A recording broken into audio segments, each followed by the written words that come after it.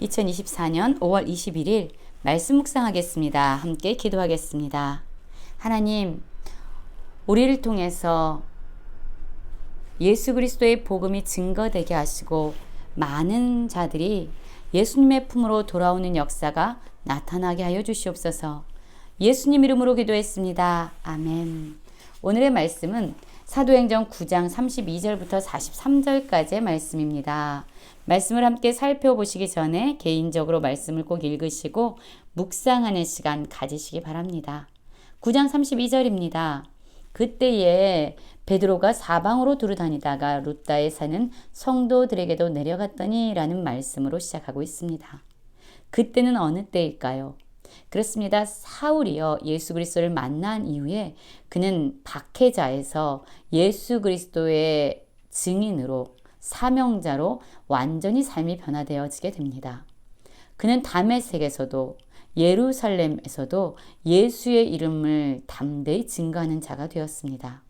물론 그 일 때문에 그는 죽음의 위협에도 처하게 되고 많은 어려움을 겪게 되죠.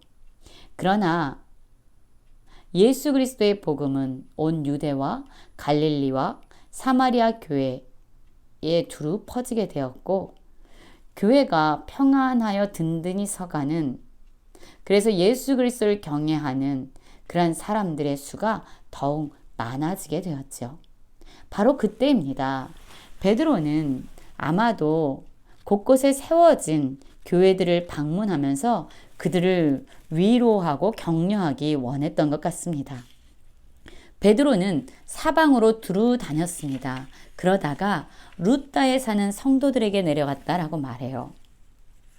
그리고 그 루다라는 지역, 이 루다라는 지역은 예루살렘에서 북서쪽으로 한 40km 정도에 위치하고 있는 지역인데요.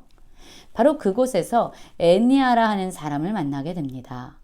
이 애니아라는 사람은요, 중풍병으로 인해서 침상위에 누운 지 벌써 8년이나 지난 오랜 시간 동안 중풍병으로 고난을 당하는 사람이었습니다.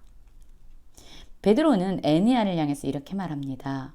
예수 그리스도께서 너를 낫게 하시니 일어나 내 자리를 정돈하라 한데 곧 일어나니 라고 말하고 있습니다.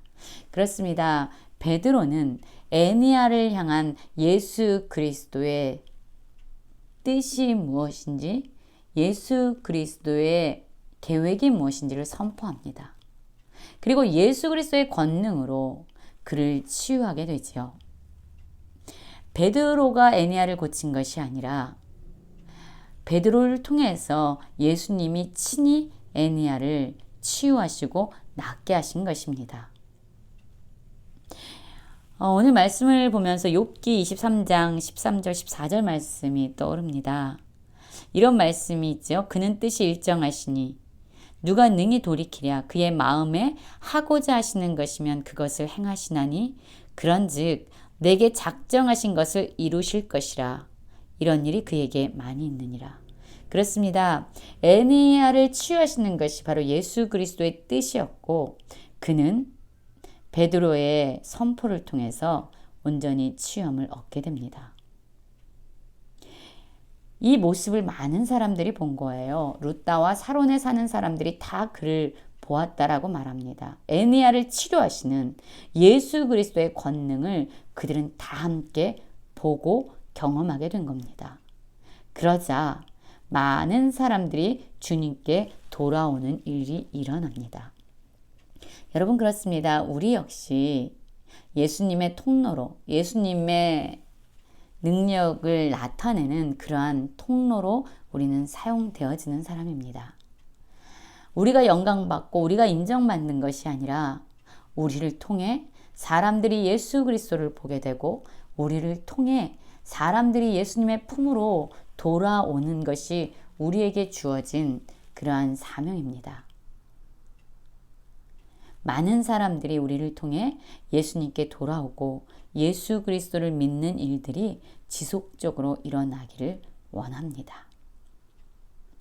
36절을 보면은요, 욥바에 다비다라는 여제자가 있으니 그 이름을 번역하면 도르가라라고 말하고 있어요. 이 욥바는요, 루다에서 북서쪽으로 20km 정도 떨어져 있습니다. 그러니까 즉 예루살렘에서 루다는 40km 정도, 그리고 루다에서 요바는 20km 정도, 결국 요바는 예루살렘에서 한 60km 정도 떨어져 있는 그러한 도시고요. 그리고 이 지역은 예루살렘에서 가장 가까운 지중해 항구 도시로 알려져 있습니다. 이곳에 한 여제자가 있었어요. 다비다라고도 하지만 도르가라 하는 이름을 가진 여인인데요. 이 여인은 선행과 구제하는 일이 심히 많더라라고 얘기하고 있어요. 선행과 구제하는 일에 전혀 힘쓰던 이 여인이 병들어 죽게 된 겁니다.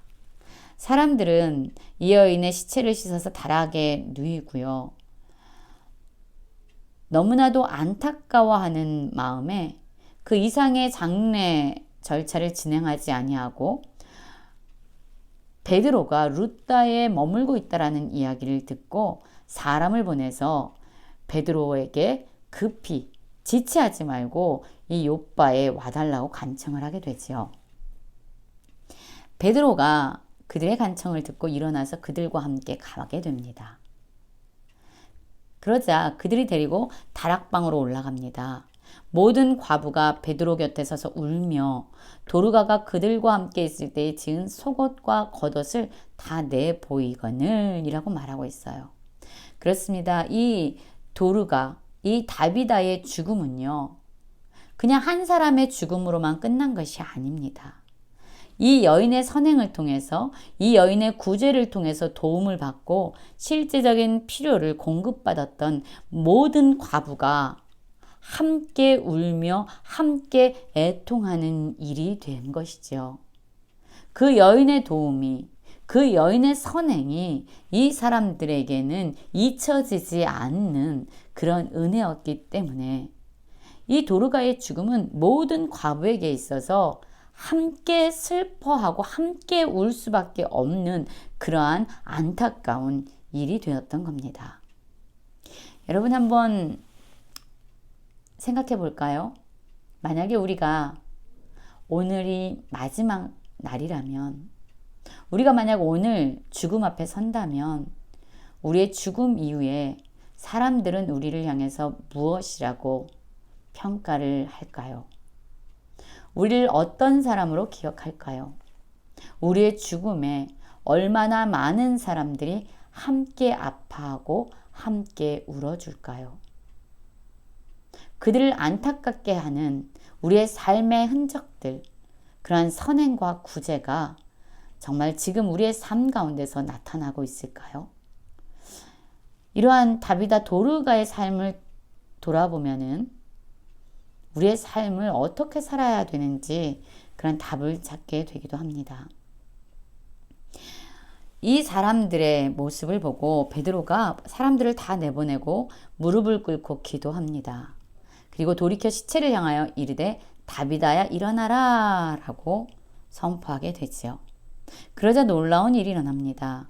죽었던 이 다비다가, 죽었던 이 도르다가 눈을 뜨고 베드로를 보고 일어나 앉게 됩니다. 죽음이 생명으로 변화된 사건이라고 할 수 있죠. 여러분 오늘 이 말씀을 보면은 예수님께서 달리다 꿈 하면서 야이로의 딸을 고친 소녀야 일어나라 라고 외치셨던 그 말씀이 떠오릅니다. 그렇습니다. 예수님께서 계시는 곳은 질병이 치유되고 죽은 자가 살아나고 놀라운 역사가 나타나는 그러한 현장이었습니다. 베드로가 손을 내밀어 그를 일으켰고 성도들과 과부들을 불러서 그가 살아난 것을 보이게 되죠. 그러자 이 요바에 있던 사람들이 이 다비다가 다시 살아난 것을 알게 되고 많은 사람들이 주님을 믿게 됩니다. 여러분 오늘의 일을 보면은요, 베드로를 통해서 놀라운 일들이 일어나죠. 8년 동안 중풍병으로 침상에 누웠던 에니야가 고침을 받았고요. 많은 선행과 구제를 행했지만 병들어 죽었던 다비다가 베드로를 통해서 다시 살아나는 놀라운 일들이 일어납니다.